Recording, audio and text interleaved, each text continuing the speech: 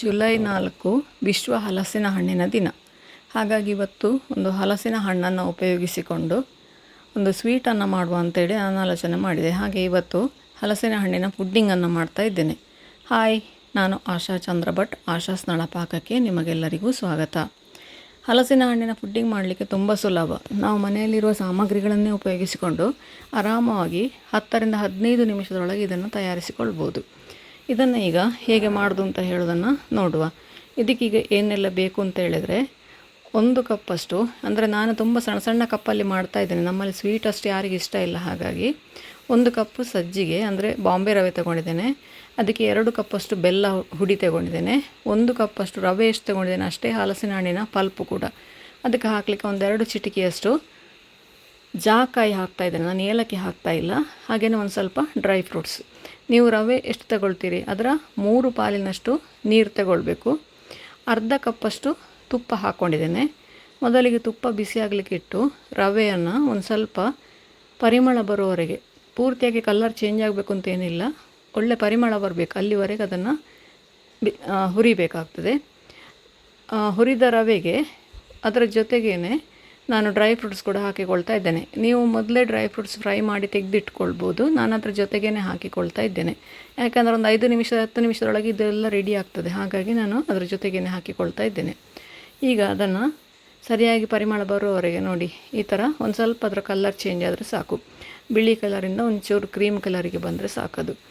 ಈಗ ಇದಕ್ಕೆ ತುಪ್ಪ ನೋಡಿ ಚೆನ್ನಾಗಿ ಅದರಲ್ಲಿ ತುಪ್ಪದಲ್ಲಿ ಅದು 1/2 ಕಪ್ ತುಪ್ಪ ಹಾಕಿರೋದು. ನಾನು ಅದಕ್ಕೆ ರವೆ ಎಷ್ಟು ಹಾಕಿದ್ದೇನೆ ಅದರ ಅರ್ಧದಷ್ಟು ತುಪ್ಪ ಹಾಕಿರೋದು. ಈ ಹಂತದಲ್ಲಿ ಇದಕ್ಕೆ ಹಲಸಿನ ಹಣ್ಣನ್ನು ಕೂಡ ಸೇರಿಸ್ಕೊಳ್ತಾ ಇದ್ದೇನೆ. ಹಲಸಿನ ಹಣ್ಣನ್ನು ಕೂಡ ಅದೇ ರೀತಿ ತುಪ್ಪದಲ್ಲಿ ಒಂದು 2 ರಿಂದ 3 ನಿಮಿಷವರೆಗೆ ಫ್ರೈ ಮಾಡ್ಕೊಳ್ಳಿ. ಬೇರೆ ಅದಕ್ಕೆ ನೀರು ಹಾಕೋದೆಲ್ಲ ಏನು ಬೇಡ. ಈಗ ತುಪ್ಪದಲ್ಲೇ ಅದನ್ನು ಫ್ರೈ ಮಾಡ್ಕೊಳ್ಳಿ. ಅದು ಒಳ್ಳೆ ರುಚಿಯಾಗಿ ಚಂಕಿಯಾಗಿ ಸಿಗ್ತದೆ ನಮಗೆ. 2-3 ನಿಮಿಷ ಹಲಸಿನ ಹಣ್ಣನ್ನು ಕೂಡ ಫ್ರೈ ಮಾಡಿದ ನಂತರ ನೀವು ರವೆ ಎಷ್ಟು ತಗೊಳ್ತೀರಿ ಅದರ 3 ಪಾಲಿನಷ್ಟು, ಅಂದರೆ 3 ಕಪ್ಪಷ್ಟು ನೀರು ಹಾಕ್ಕೊಳ್ಬೇಕು. ಅದಕ್ಕೆ ನಾನಿಲ್ಲಿ ಹಾಲು ಏನೂ ಹಾಕ್ತಾ ಇಲ್ಲ. ಹಲಸಿನ ಹಣ್ಣು ಹಾಕಿದ ಕಾರಣ ಹಾಲು ಹಾಕ್ತಾ ಇಲ್ಲ. ಅದಕ್ಕೆ ಹಾಗೇ ಮಾಡ್ತಾಯಿದ್ದೇನೆ. ಹಣ್ಣು ಹಾಕಿದಾಗ ಯಾವಾಗಲೂ ಹಾಲು ಹಾಕದೇ ಇರೋದು ಒಳ್ಳೆಯದು. ಯಾಕಂದರೆ ಹಣ್ಣು ಹಾಕಿದ ನಂತರ ಹಾಲು ಅದನ್ನು ಹಾಕಿದರೆ ಆಯುರ್ವೇದದ ಪ್ರಕಾರ ಅದಷ್ಟು ಆರೋಗ್ಯಕ್ಕೆ ಒಳ್ಳೆಯದಲ್ಲ ಅಂತೇಳಿ ಹೇಳ್ತಾರೆ. ಹಾಗಾಗಿ ಯಾವುದೇ ಹಣ್ಣಿಗೆ ಹಾಲು ಹಾಕಿ ನೀವು ಏನನ್ನು ಮಾಡೋದನ್ನು ಆದಷ್ಟು ತಪ್ಪಿಸಿ ಅದನ್ನು. ಹಾಗಾಗಿ ನಾನು ಇದಕ್ಕೆ ಹಾಲು ಹಾಕಲಿಲ್ಲ. ಇವತ್ತು ನೀರು ಹಾಕಿ ಅದನ್ನು ಕಾಯಿಸ್ಕೊಳ್ತಾ ಇದ್ದೇನೆ. ಸರಿಯಾಗಿ ರವೆ ಬೇಯಬೇಕು. ಪೂರ್ತಿಯಾಗಿ ರವೆ ಬೆಂದಿದೆ ಅಂತೇಳಿ ಅನಿಸಿದ ನಂತರ ಅದಕ್ಕೆ ನೀವು ಬೆಲ್ಲ ಹಾಕಿಕೊಳ್ಬೇಕು. ನೋಡಿ, ನೀರು ಪೂರ್ತಿಯಾಗಿ ಆರಿ ರವೆ ಪೂರ್ತಿಯಾಗಿ ಬೆಂದು ರೆಡಿ ಆಯಿತು. ಇದನ್ನು ಈಗ ಮತ್ತೆ 1-2 ನಿಮಿಷಗಳ ಕಾಲ ಅದನ್ನು ಬೇಯಿಸಿಕೊಂಡು ನಂತರ ಪೂರ್ತಿ ನೀರು ಆರಿದೆ ಅಂತ ಹೇಳುವಾಗ ಅದಕ್ಕೆ ಬೆಲ್ಲ ಹಾಕ್ಕೊಳ್ಳಿ. ಬೆಲ್ಲದ ಬದಲು ಸಕ್ಕರೆ ಕೂಡ ಹಾಕಿಕೊಳ್ಬೋದು. ಸಕ್ಕರೆ ಕೂಡ ಆರೋಗ್ಯಕ್ಕೆ ಅಷ್ಟು ಒಳ್ಳೆಯದಲ್ಲ. ಹಾಗಾಗಿ ನಾನು ಬೆಲ್ಲವನ್ನೇ ರೆಫರ್ ಮಾಡ್ತೇನೆ.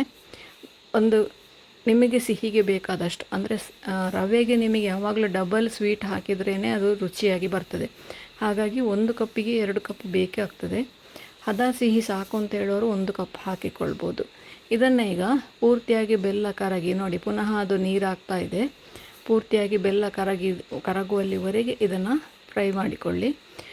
ಪೂರ್ತಿಯಾಗಿ ತಳ ಬಿಟ್ಟು ಬರ್ತದೆ ಇದು ನೋಡಿ. ಹೀಗೆ ಕೈ ಬಿಡದೇ ಅದನ್ನು ಮಗಚುತ್ತಾ ಇರಿ. ಅದು ತಳ ಕೂತ್ಕೊಳ್ತದೆ. ಹಾಗಾಗಿ ಕೈ ಬಿಡದೆ ಅದನ್ನು ಮಗಚುತ್ತಾ ಇರಬೇಕು.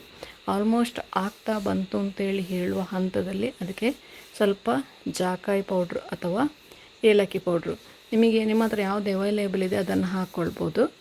ನಾನಿವತ್ತು ಜಾಕಾಯಿ ಹಾಕಿ ಮಾಡಿದ್ದೇನೆ. ಅದು ಕೇಸರಿ ಬಾತಿನ ಟೇಸ್ಟ್ ಬರ್ತದೆ ನೀವು ಜಾಕಾಯಿ ಹಾಕಿ ಮಾಡಿದರೆ. ಏಲಕ್ಕಿ ಹಾಕಿ ಕೂಡ ಮಾಡಿಕೊಳ್ಬೋದು. ಹಾಗೆಯೇ ಗೋಡಂಬಿ ಹಾಕ್ಕೊಳ್ಬೋದು, ಬಾದಾಮಿ ಹಾಕ್ಕೊಳ್ಬೋದು, ದ್ರಾಕ್ಷಿ ಕೂಡ ಹಾಕಿಕೊಳ್ಬೋದು. ನಾನು ಬಾದಾಮಿ ಹಾಗೂ ದ್ರಾಕ್ಷಿಯನ್ನು ಹಾಕಿಕೊಂಡಿದ್ದೇನೆ ಇವತ್ತು. ಇದರನ್ನು ಒಂದು 3 ರಿಂದ 4 ನಿಮಿಷ ಫ್ರೈ ಮಾಡಬೇಕಾಗ್ತದೆ. ಟೋಟಲಾಗಿ ನಿಮಗೊಂದು 15 ರಿಂದ 16 ನಿಮಿಷ ಸಾಕಾಗ್ತದೆ ಇದನ್ನು ಮಾಡಲಿಕ್ಕೆ. ರುಚಿಯಾದ ಹಲಸಿನ ಹಣ್ಣಿನ ಪುಡ್ಡಿಂಗ್ ರೆಡಿ ಆಯಿತು. ಇದನ್ನು ಆದಷ್ಟು ಬಿಸಿ ಬಿಸಿ ಇದ್ದಾಗಲೇ ತಿನ್ನಿ. ಅದನ್ನು ಬಿಸಿ ಬಿಸಿ ಇದ್ದಾಗಲೇ ಸರ್ವ್ ಮಾಡಿ. ಯಾರಾದರೂ ಪಕ್ಕ ನೆಂಟರು ಬರ್ತಾರಂತ ಹೇಳುವಾಗ ನಿಮಗೊಂದು 10-15 ನಿಮಿಷದೊಳಗೆ ಇದನ್ನು ತಯಾರಿಸಿಕೊಳ್ಬೋದು. ಹಾಗೆಯೇ ಸಾಯಂಕಾಲದ ಟೀ ಜೊತೆಗೆ ಕೂಡ ಇದನ್ನು ಸರ್ವ್ ಮಾಡಿಕೊಳ್ಬೋದು. ತಣ್ಣಗಾದರೆ ಅಷ್ಟು ರುಚಿಯಾಗಿರೋದಿಲ್ಲ ಇದು. ಮತ್ತು ನೀವು ಸ್ಟಾಕ್ ಮಾಡುವಂಥದ್ದಲ್ಲ ಇದು. ಆವಾಗ ಫ್ರೆಶ್ ಆಗಿ ಮಾಡಿ ತಿನ್ನುವಂತಹದ್ದು. ಹಲಸಿನ ಹಣ್ಣಿನ ದಿನವನ್ನು ಈ ರೀತಿಯಾಗಿ ಆನಂದಿಸಿ. ನೀವು ಖಂಡಿತ ಈ ಸತಿ ಹಲಸಿನ ಹಣ್ಣು ಸೀಸನ್ ಮುಗಿಯೋ ಮೊದಲೊಮ್ಮೆ ಇದನ್ನು ಖಂಡಿತ ಟ್ರೈ ಮಾಡಿ ನೋಡಿ. ಹೇಗಾಯಿತು ಅಂತೇಳಿ ನಮಗೆ ಕಮೆಂಟ್ ಮೂಲಕ ತಿಳಿಸಿ. ಲೈಕ್ ಕೊಟ್ಟು ಶೇರ್ ಮಾಡಿ. ನೀವಿನ್ನೂ ನಮ್ಮ ಚಾನಲ್ನ ಸಬ್ಸ್ಕ್ರೈಬ್ ಮಾಡಿಕೊಳ್ಳಿಲ್ಲ, ಸಬ್ಸ್ಕ್ರೈಬ್ ಮಾಡಿಕೊಂಡು ಪಕ್ಕದಲ್ಲೇ ಇರುವ ಬೆಲ್ ಐಕಾನನ್ನು ಒತ್ತಿ ನಮ್ಮನ್ನು ಸಪೋರ್ಟ್ ಮಾಡಿ. ಮುಂದಿನ ವಿಡಿಯೋದಲ್ಲಿ ಇನ್ನೊಂದು ಹೊಸ ಅಡಿಗೆಯೊಂದಿಗೆ, ಇನ್ನೊಂದು ಹೊಸ ರೆಸಿಪಿಯೊಂದಿಗೆ ಪುನಃ ನಿಮ್ಮನ್ನು ಭೇಟಿ ಆಗ್ತೇನೆ. ಧನ್ಯವಾದಗಳು.